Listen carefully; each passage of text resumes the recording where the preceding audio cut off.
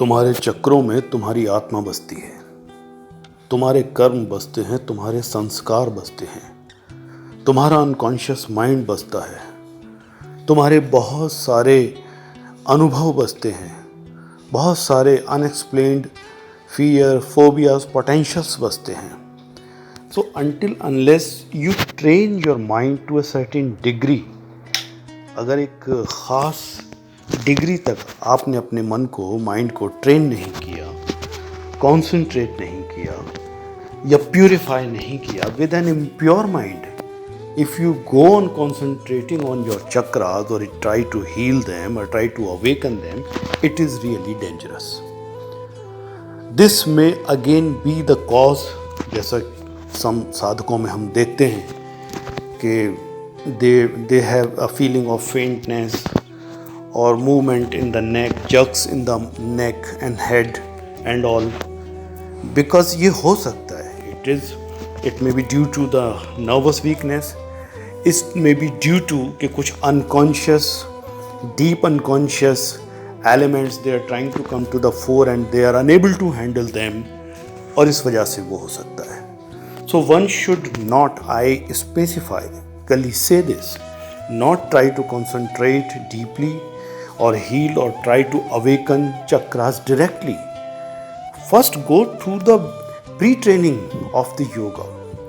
Just train your mind, your body also and your breath also a little, so that you can sit for concentration. Even before concentration comes, many practices like withdrawal of the senses, some kind of yam or niyam, or there are other tantric practices that trains your mind a little, so that if something comes to the fore you can handle it.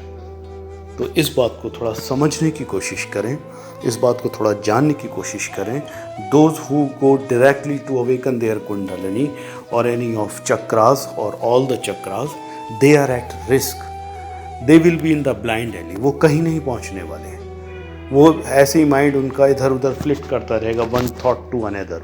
They will be lost in imagination. They can have a risk to get themselves into fantasy, into the false wisdom and all.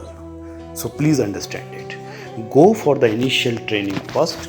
इसीलिए जैसे हम yogas foundation course चलाते हैं, yogas foundation course, so that आपको एक थोड़ी सी समझ आए, थोड़ा सा संयम आए. You know, contrary to the modern and popular belief, I always say कि योग is for a healthy person.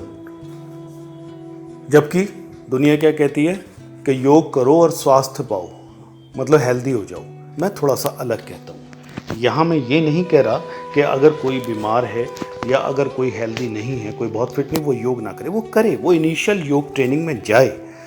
The yoga that I am talking about is a real yoga, the authentic or higher kind of yoga, like Kundalini yoga, Tantra yoga, the yogas of higher consciousness, the yoga of higher meditation and all. I am calling it as yoga.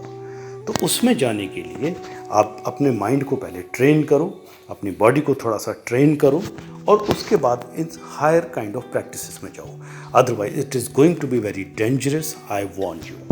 Please understand it. Yogastha Bhava.